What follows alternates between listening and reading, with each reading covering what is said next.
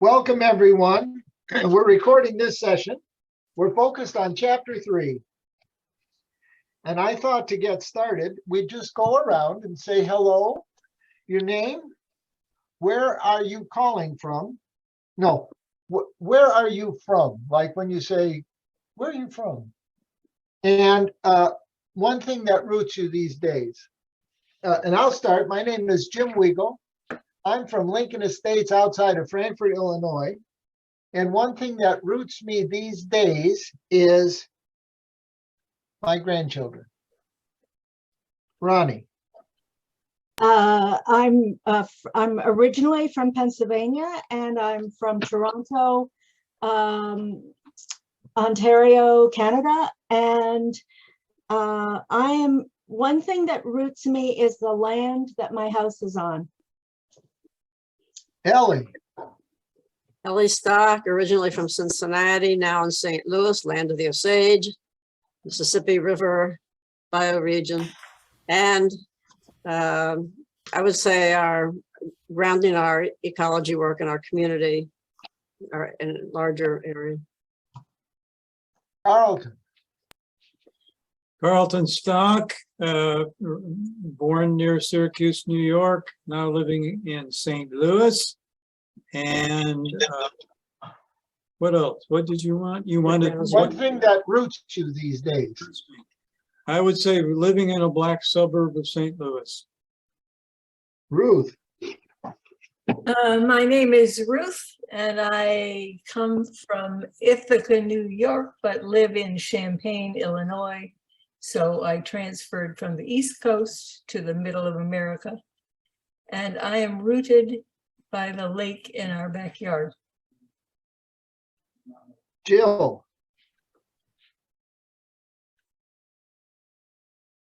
You're muted. Okay. What were the questions? Your name, where you're from. I'm Jill. I'm originally from New Jersey, born and raised, and went to college out that way, out east, and have been steadily moving westward.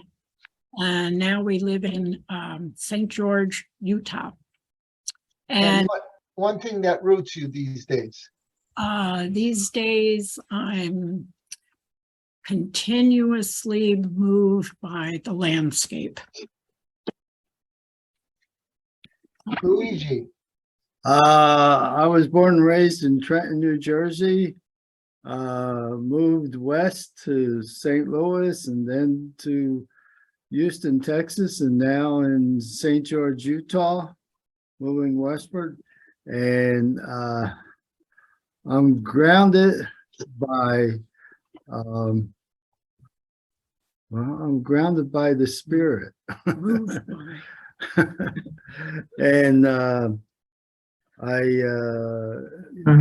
with the spirit frequently. Yeah. So and I believe in a strong. Anyway, that's it. Larry. Sorry, Evelyn just stuck her head in the room. She's coming. I'm Larry Philbrook. I grew up in the United States, several of them. Born in Texas, but I've lived in Taiwan as of this month, 32 years. Oh my goodness. And I'm rooted in cross-cultural dialogue. Marshall. Marshall Jones, in Maggie Valley, North Carolina, which is, and I live on a little hill, actually the lower slope of a mountain, overlooking Maggie Valley, and in the distance, the southern boundary of the Great Smoky Mountains National Park. Oh, wow. And just a few miles from an exit of I-40, which if you drive all the way to the west, you land in some godforsaken part of the desert of Southern California. That's right. And what grounds me is I have grounded in two ways. One, I live in a little house on a tiny plot of land in the Cherokee Nation that we stole from the Cherokees. Mm. And the other thing that grounds me these days is returning to and engaging with and struggling deeply with my Methodist roots. Thank you. Hmm. Gene, If you want to know a place that I came from, my first answer is I don't really know. But I was born in Ohio, and then I have lived, it seems like, so many locations that I have to say that I can't really identify with some place that I came from, if it's physical. Let's see. I'm grounded now in rural Georgia. I love the rolling hills. It's the first place that I've lived where I've got lots of butterflies everywhere in my backyard and birds. Never had that in the urban places that I've lived in, so I'm really enjoying that part of the physical thank you. world. Sharon, I am from Gladstone, Oregon, born in Oregon City.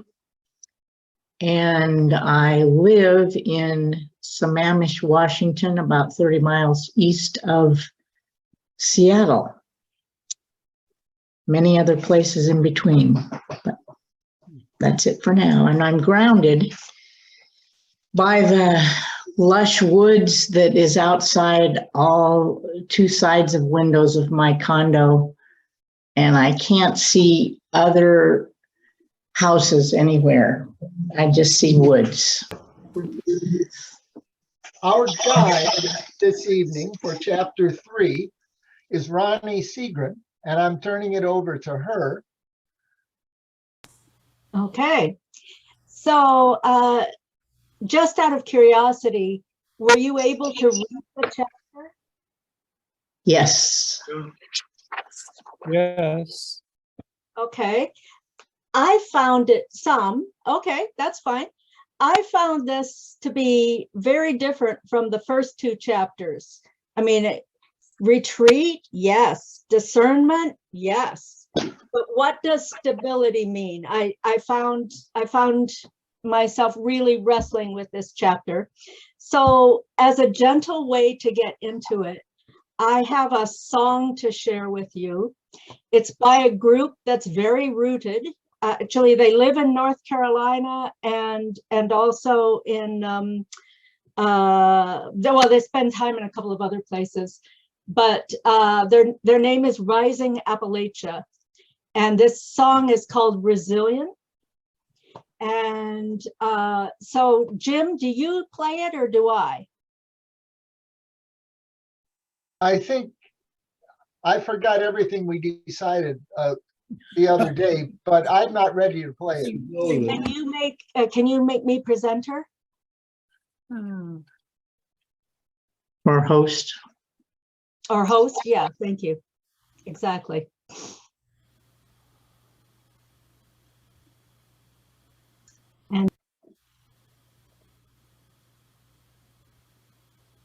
I can share a screen, so I bet you could. You can just actually play it on your audio and we can hear it. All right. Just If you say share screen. I made you No, go we home. don't need to see it. We just are Yes. hearing it.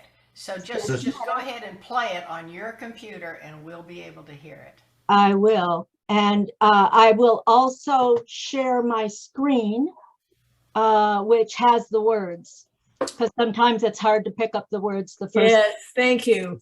hear something. So there's my screen. And just a moment, I'll move this out of the way. Whoops. I will move us all out of the way. I like share screen because you really get to know people and what happens. Exactly. And there is a video with it, but I'm not going to play that this time. I'm going to show you the words. Can you see the words there? Not No. yet. Nope, Oh, you're no. not, we're not seeing them. You have to share We're it. seeing your overview and Okay, all right, just a minute. Let me try again. make sure you select that document. Minimize the rest. Okay, now can you see it? No, No, Nope, Oh. I think you need to Alright. stop sharing and then share again. And reshare. All right, one moment. Nope. There it okay, is. Yes, got it. Okay, so I'm got it. and this will be, we'll send this out and also put this in the Google Doc, but the Google Drive, but there is a link to the video of it, and there's a link to listen to it. It's I first ran into this song in a workshop with Joanna Macy, and I've found it to be quite an interesting, quite a nice song. So just a moment, it's going to start.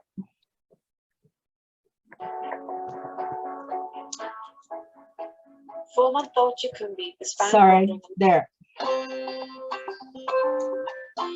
Can you hear it? Yep. Okay.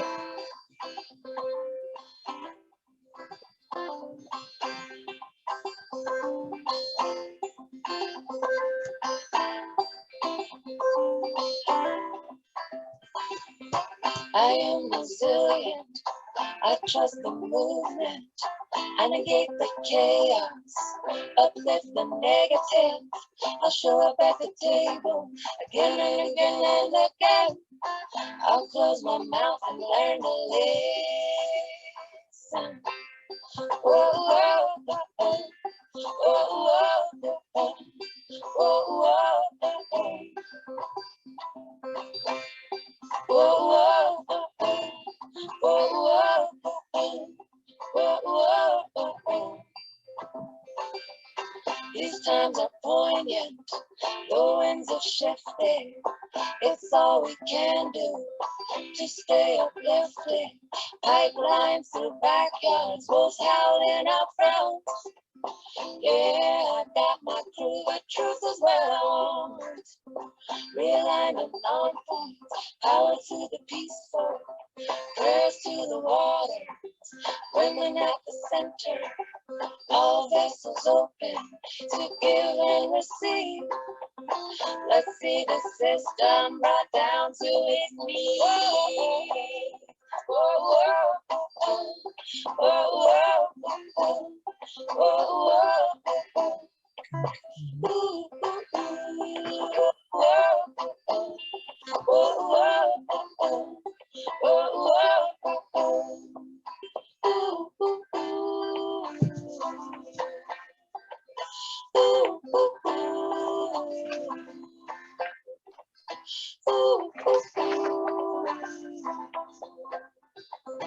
Ooh, I'm made of thunder, I'm made of lightning, I'm made of dirt, yeah, made of the fine things. My father taught me that I'm a speck of dust and this world was made for me. So let's go and try our luck, see. I've got my roots down, down, down, down, down, down, down, down, down, deep. I got my roots down, down, down, down, down, down, down, down, down, down, down, deep. I got my roots down, down, down, deep. I got my roots down, down, down deep. So what are we doing here? What has been done? What are you gonna do about it when the world comes undone? My voice feels tiny, and I'm sure so does yours. Put us all together, make a mighty roar.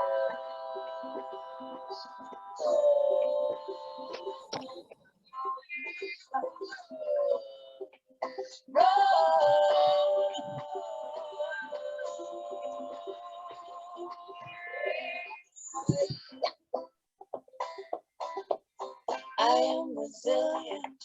I trust the movement. I negate the chaos, uplift the negative. I'll show up at the table again and again and again. I'll close my mouth and learn. Anyway, those two young women have done some really interesting things with their movement or with their music, and it really grows out of a very rooted experience. What, Sharon? Oh, and the question of, I'm just moving still. oh, sorry. Well, if you really felt like moving from that, then you'll want to see the video, because the video is people dancing to it, like very expressive dancing. But anyway, we'll send all that out. As you were reading this chapter, what were your impressions? Were you like sort of arguing with him, or did you well,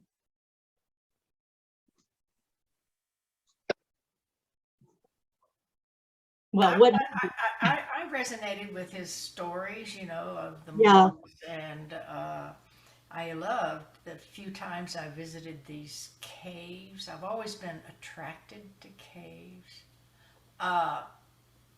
Never visited I've loved the monasteries, but I've never been one where there were these monks on it, you know, teaching. This is Ruth. I think Yes. I was programmed to be urban, particularly with the years with the ICA. And so small towns, I think this chapter kind of poked at some of my assumptions or thought patterns relative to where movement and change really takes place. I think I right? was appropriately addressed. I was reminded of two things. First of all, I take this chapter as being countercultural. Okay. He's Mm, trying to recover something that yes. we as a culture have dismissed, laughed at, et cetera, tried to get away from, et cetera. But what amazes me is when we went to 24 social demonstrations, we went to the rural from the Mostly. Mostly, yeah. Mm-hmm. Yeah, I was thinking of town meetings and community forums, you know, those were to help people, you know, recapture their sense of place and to honor and to rediscover it as a gift. So I think that was one sense of place. I don't know, we've lived in the urban most of our lives, but we've always been grounded in the community or rooted in the community and the place. So I guess I didn't see it necessarily as just a rural thing. Between the beginning where he is going on about beautiful cornfields, and then toward the end where he's standing against mining, I found myself thinking he's a little bit selective about what's involved in rural communities. So I must confess, I grew up in the cornfields. This is Larry. I thought about in community work, your first task is to love the community you're in. Yeah. In facilitation, your first task is to love the group you're with as they are. And so that was one side. The other side was I thought about the early conversations about the dangers of going local. So I had this this, whatever you call it, two voices, one on each side of your head, two angels or whatever, talking about, all right, you got to love this place, and Yeah, don't get too sucked in by it, and you got to love this place. And in our work in facilitation, talking about the difference between being an event facilitator and transformational facilitation. An event facilitator means you're here to do an event. Transformational facilitation means you're here to be a part of this transformation that's taking place. I'm complete. Larry, I think you meant to say going native. Remember yes, Oh, okay. that is the phrase we use. Probably, that? yes. Native. Yeah, Not going local, going native. You're right. and there's a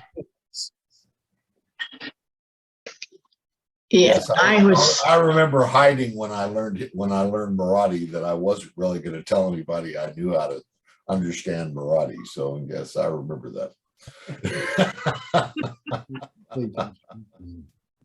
Go ahead, Sharon. yeah, my mind went to the rules that we had with assignments, that you wouldn't want to stay someplace too long and get too rooted there. And so people moved often. And I think that for a lot of years with the Methodist Church, that was a rubric that was used. And I felt like this was a nice counterpoint to that, in a way to, especially when we have the political climate we're in right now with such disdain. Anyway, that's what you sense from people toward others of an urban or coastal or elite dynamic. On the way to the food bank this morning, I had the radio on and they were reporting on the demonstrations in Los Angeles that resulted in the county commissioner, the head of the board of commissioners or something, resigning because Yeah.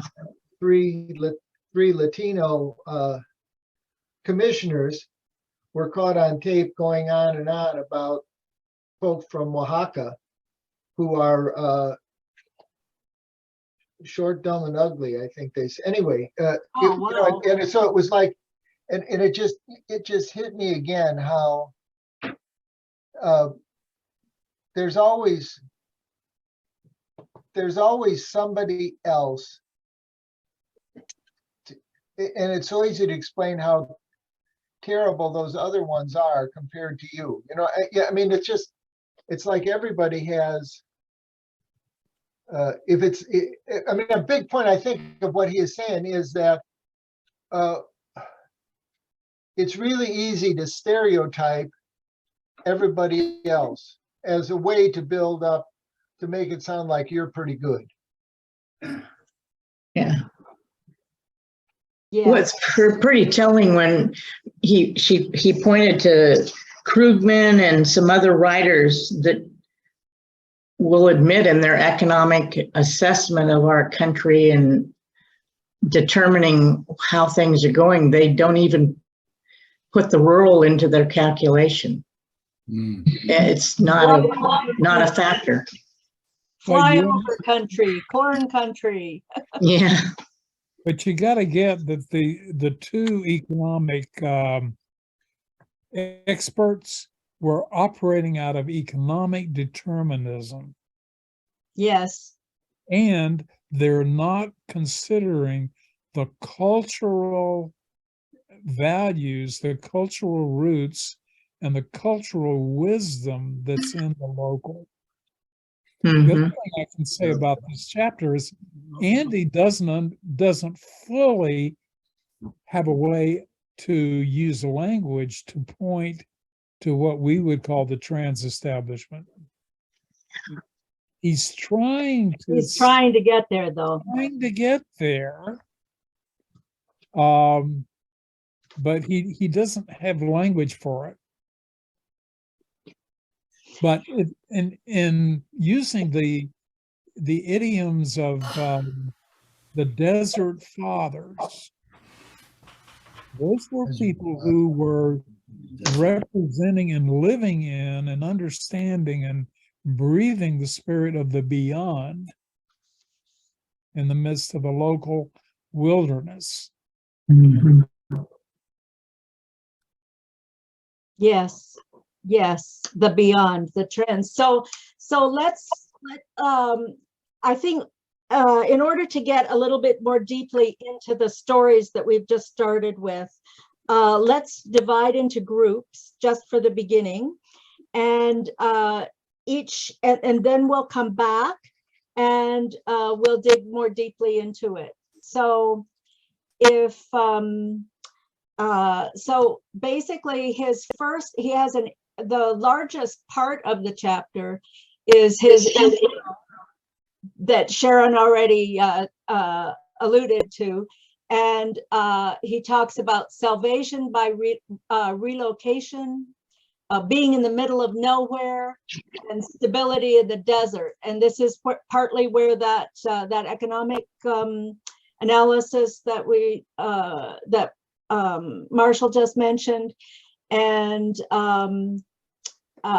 anyway, he talks about the temptation to feel that you're in the middle of scarcity, that nothing is possible. And then the second section is on the power of stability, both for spiritual renewal and social change. And then the third section is on the gifts of stability. And he talks about those as brain gain, as people invest their energy, and stability, the testimony of living and standing up for what you believe. And he has examples of those. So, and he uses this rubric of the mobile, the stuck, and the rooted that we'll come back to. So if we would break into groups, and Jim, I'm going to ask you to do that, if you would. And the question is just, what are the key points? What are the examples? And what in that section, either did he say, or what do you think are key elements of the practice of stability? Let's share what each group came up with. The group that was working on the first part of the chapter, where did your conversation go?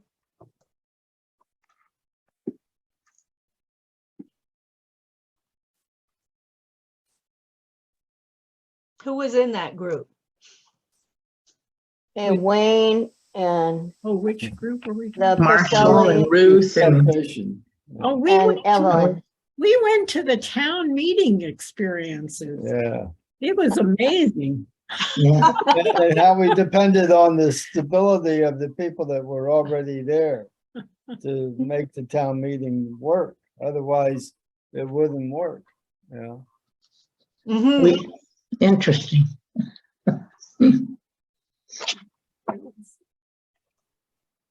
It was a very interesting conversation with unbelievable examples. For sure. Why don't you share one of those examples? Oh, Anyone from that group? Okay, Evelyn, you're up.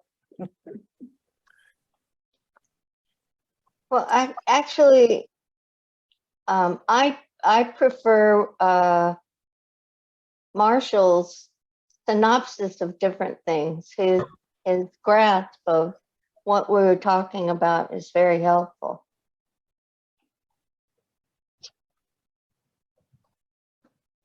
That would be good.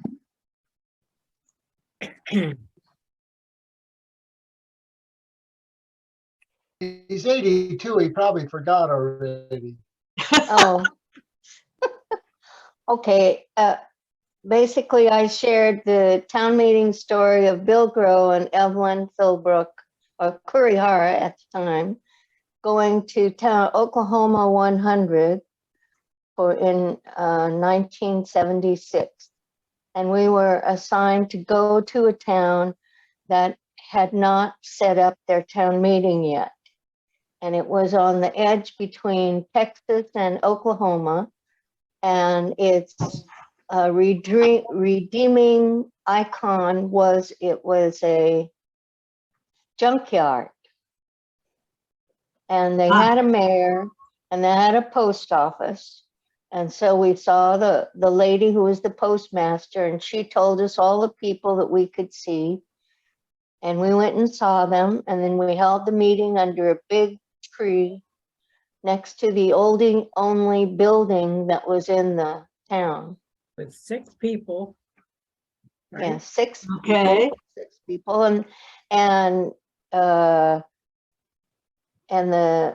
the mayor came, and the mover and the shaker was a school teacher and the owner of the junkyard and several other folks, the owner of the shop that we were sitting outside of. And the post lady couldn't come because she was working. But eventually she came around. And at the end of the meeting, they decided, oh, you know what? We could put up art sculpture made from junk and put it on the top of the junkyard. And years later, when I was traveling from Chicago down to South Texas, we went right through that town, and lo and behold, the town actually had junk sculpture on the top of the junkyard. And you could see it. So you could see it from the highway. And I thought, oh my gosh, they actually did it. Okay. Wow. So talk about scarcity and abundance and creativity in the local. In the middle I of mean, nowhere. In the middle of nowhere, just on the border between the 2 states. Wow. Anyway. That's great. And so in your discussion, what did you catch anything about the practice of stability? Any key elements? Well, as we were going through it, I think there's one part of this, which is, what is your mindset when you go into a situation? And what do you prepare yourself for, or do you prevent yourself from doing things, or do other people prevent themselves from doing things because of a mindset that they have about themselves? What is their self-story? So one question that that we sort of explored was, what is possible within the givens of a situation and the mindset of the people, and then ask, what is the possibility? In other words, if you have to acknowledge what is the current situation, right? Like, and then you ask, what are the possibilities? But if you don't acknowledge what people are struggling with and what their real situation is, how do you go beyond if you don't acknowledge the reality of what they're struggling with and what their mindset is, which is what is the self-story that's blocking them. Right. Well, we better move to the second group. I think that's a really important aspect. What did the second group, how was the discussion there?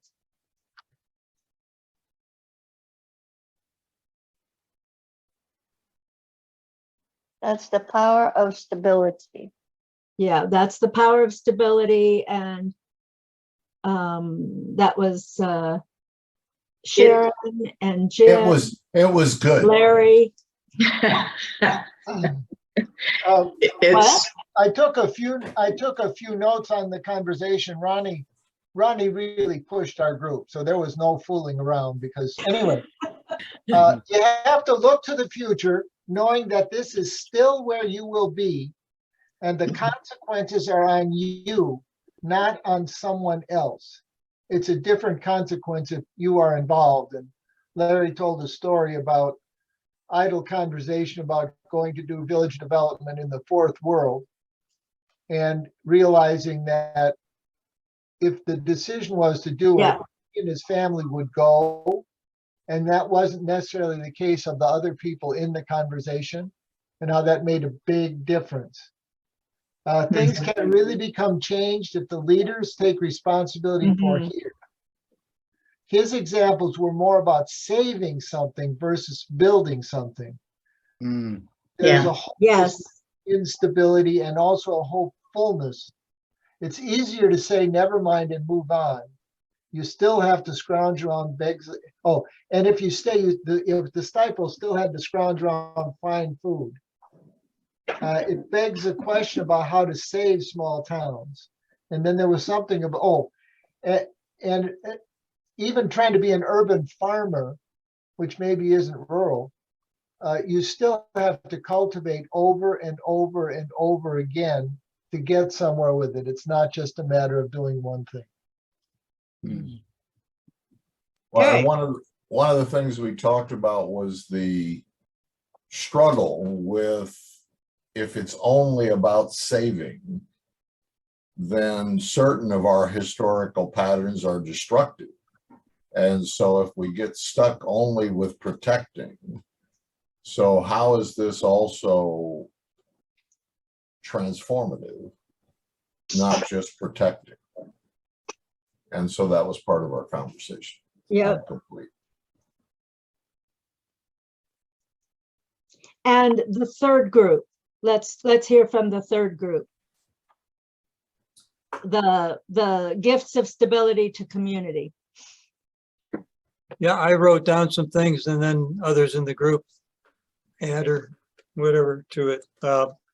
One thing was we started out with an interesting conversation on who we've been in our lives, especially in the order, but maybe also as pastors of churches, just being mobile and never really putting your roots down very deep. You just moved on. But we did have a stability maybe, and that was maybe our stability was the order. When we were in the order, maybe the stability for us was in the order, not in the place. I don't know. I just throw that out. That was a fascinating conversation that went on for a little bit. So, but we did have, there were 4 takeaways, and then the group can correct me. One is the local does have the 3 elements of, you see on the chart there, the mobile, stuck, and rooted. Those are real in local communities, we said. There are people in the community who are mobile. They just move in for a while and move out. There's those who are stuck there. They want to get out.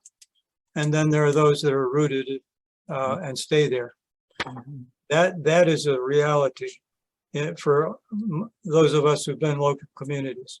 Second takeaway was the local resonates with wanting to make the local a better place.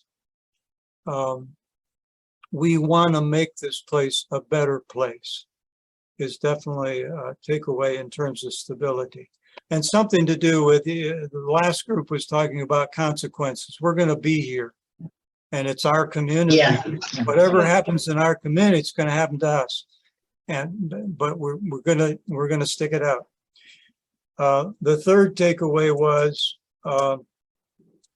there are some locals in every community that see the potential in that community. They're there.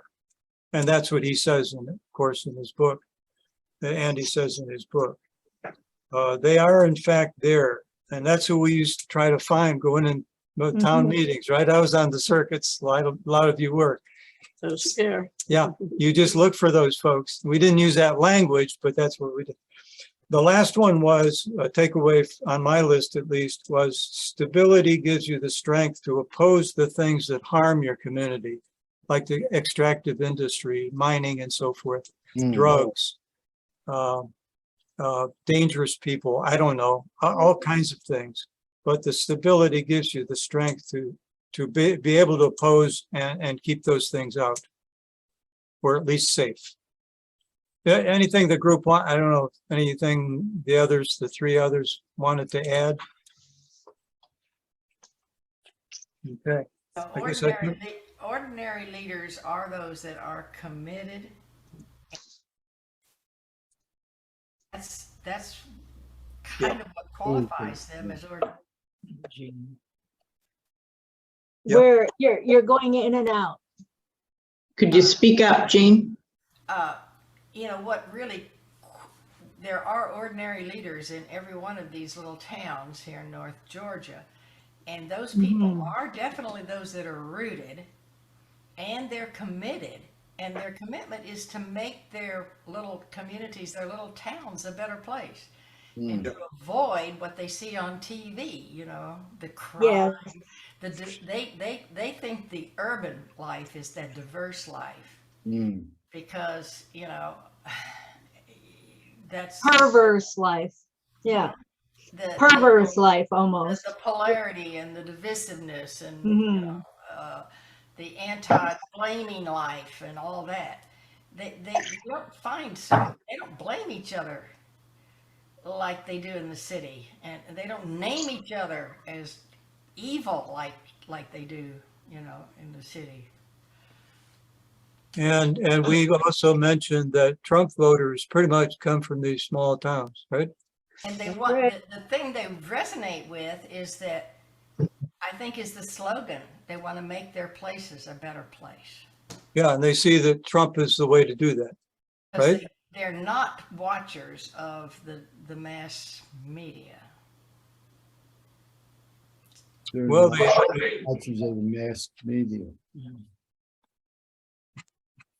That they see as negative and full of crime and full of, you know, stuff they're not interested in. Yeah, and they see that that's the choice. Yeah, that they could stay interested in making their place a better place, you know, getting their kids educated, you know.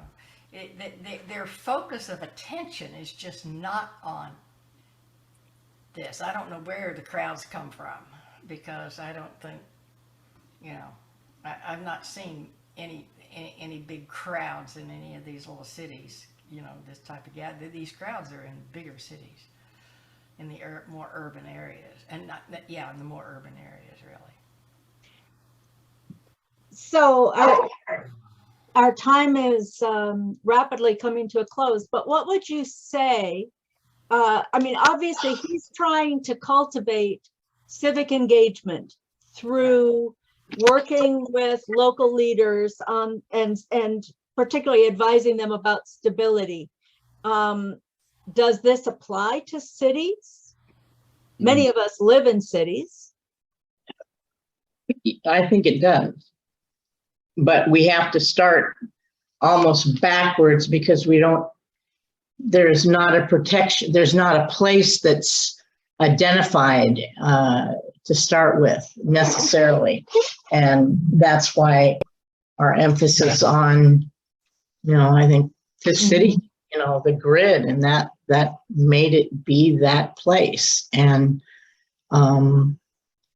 I think that's got to go on in the urban over and over and over, many places. In the urban, it is possible to step outside of both responsibility and accountability for your community. It is overwhelming to see how you can make a difference in your local community or in the big city or in the nation as a whole.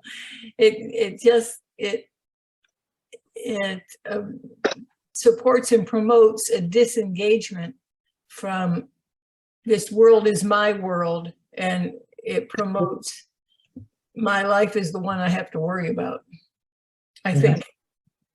I don't know how to bridge the gap between stereotypes and reality. As soon as, I go to the food bank and Pastor, who is, as far as I can tell, as a stereotype, he's an evangelical, racist, Trumpian son of a bitch, and walks around like a bandy rooster, calling out Jesus and say amen and all that sort of thing. But then you run into him. He works hard. He says, "How are you doing?" And then I don't know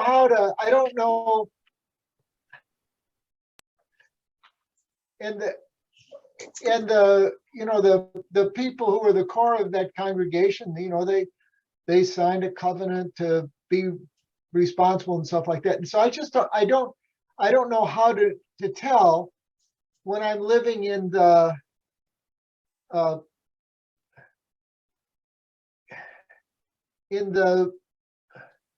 stereotype world and when I'm living in something that's not a stereotype world.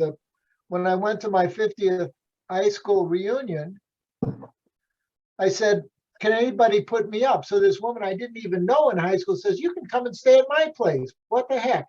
And she was sweet, and she gave me her bed, and she slept on the couch, and she offered me scotch and all this sort of thing. And boy, is she politically a different. She was so kind and nice and responsible and compassionate. And then I don't know. And yesterday we were cutting.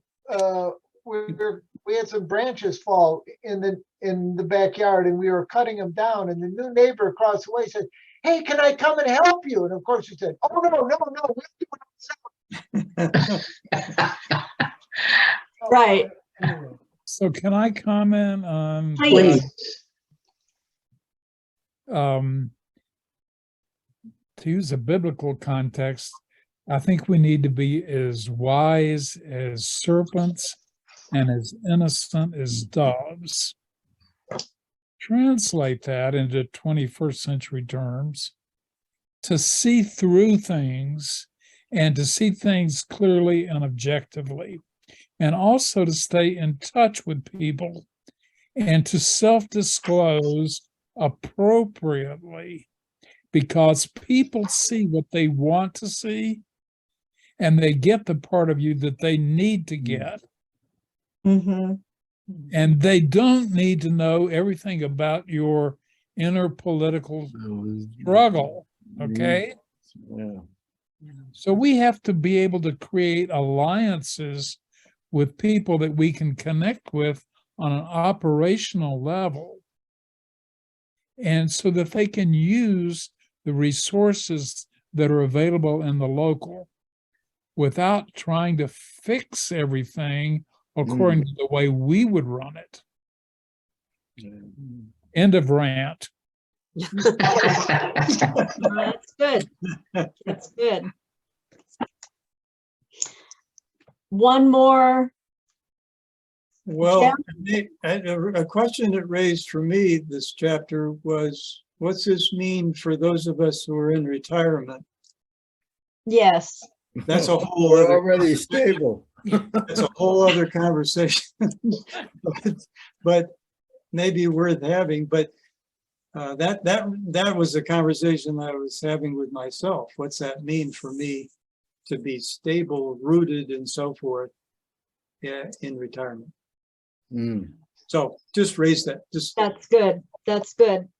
And another one that I found myself really struggling with too was what is the gift of the encounter that happened to us in our various global experiences and working with people from all over the world and so on.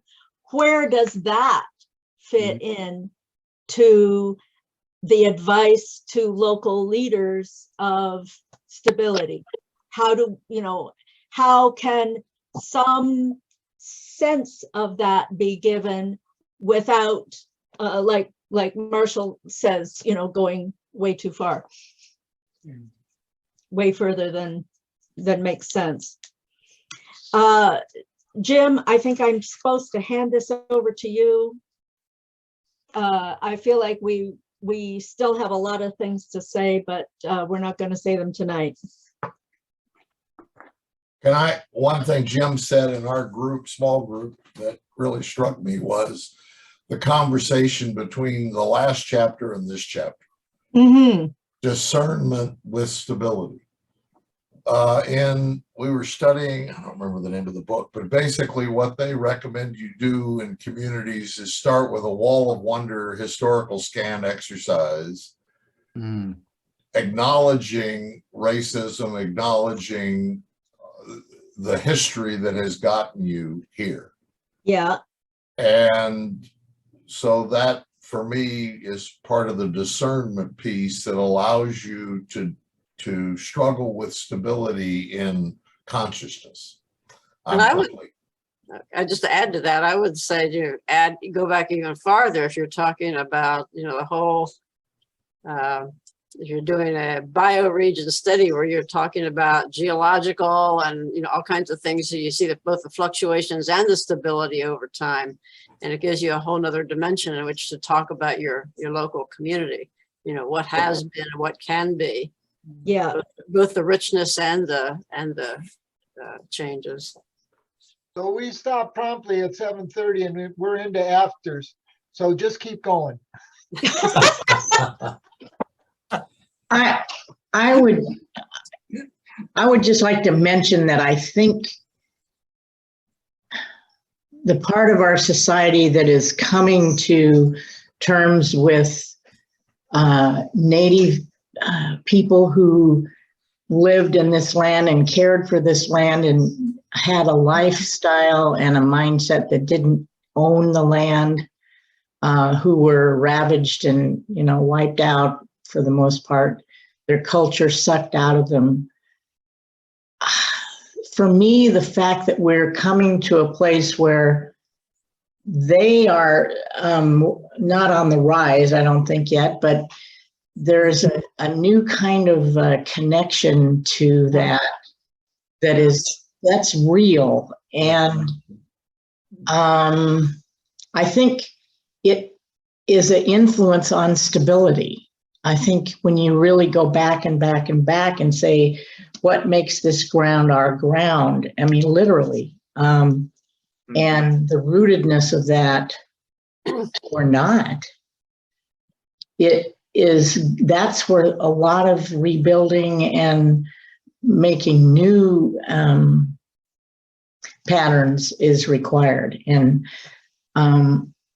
this is impacting the rural and the urban. That's another thing about it that is unique, that maybe that could help guide us. And then there's redemption and all of those things, reparation and all that is involved too. But just simply, it influences this aspect for me of stability. Yeah, connection to the land, connection to Yeah. the rooted in the land itself, not just the community, the land. Just the path. Yeah, if you have that map of North America, you could do it with the world, but North America with all the tribes on it and have that in your face every day, in schools for starts, and that would make a difference, I think. And then for a lot of the nations, they had, they were rooted in the gratitude of connection with that land. So gratitude was a big rootedness and a way to connect with land. So many things have opened up. There's like too many things going around. We need some way, I feel like, to take some sort of an inventory Yeah. The next Inventory of chapter- what, Jim? Oh, my gosh. And It could be practice- next. Talk Practice about the a skill of lady. inventory, which we'll do next week. Pretty clever, Jim. And I just wonder, has anyone? gotten Thank you. inspired- has Really anyone good. got- has anyone gotten I've got to inspired go. I'll talk offer to you next week. To do a session. Do a chapter. We said we would do chapter 7, Oh, good. What's okay? chapter But I'm sorry, we can't do 5 or 6. But we will do chapter 7. All right. We will miss next week, but hope to be there next week. We got another meeting next week. Are we meeting on Halloween? Is that Monday? It's a Monday. Yep. Oh, Yeah. Okay, so the 31st. I Yeah. can't meet on Halloween, but I'll be glad to turn the reins over. Hmm. We have trick or treaters out to Guadalupe. Maybe we should skip Halloween. There's yeah, stuff going on. I think if we skip Halloween, might be a good thing. I think you're right. Okay, That's okay we'll with skip me. Halloween. So what's the next date? Well, the next date after the 24th is, Yeah, the it's next day is 24th. it's like the 8th or 9th. Oh, first 8th or 9th? the 24th. I'll put out a new November. calendar. Yeah. No, next week is the 24th, Yeah, so, Right. and the So it's next not week is the Halloween yet. 31st, and then the next week is November. Yeah. Right. I just want to say thanks to Ronnie. She really, Yeah, that was good. this chapter irritated her right from the beginning. And, you know, because it's, and she took that and we really dug into it. I'm just, you know, I'm thinking about the video. There were so many wonderful thoughts and comments and reflections, not only Yeah. on the chapter and stuff, but also bringing No. up stuff in terms of our lives and the world Yeah. we live in. Thank you very much, all of you. It's wonderful. Yes. And there was I was going to show a Goethe quote. It turns out it's not by Goethe, but it's still worth seeing. So we'll send that out too, Okay. just as a way of pulling this all together. Is Martin going to be back with us? Do we know? Who? I'm sorry. Martin? Martine, yep, Martin? Oh, Uh, Martine? Yeah, Yeah. he did a great job on that I chapter. hope so. He's really good. Karen Snyder has offered to do imagination. Which is, Martine Oh, has great, offered to that's do chapter 5. organizing. And if Evelyn and Larry are doing hospitality, Yes. then that gets us through to chapter 8, which is. Do we have somebody for inventory? yeah, I am. Oh, great. Oh, Perfect. good. Sharon. Wonderful. Okay, There, thanks. everybody. Okay, thank you. Thank you Thank all. you. Thank you. Very good. Thanks. Good Take good care. discussion. Have a good Very one. ironic. Yep.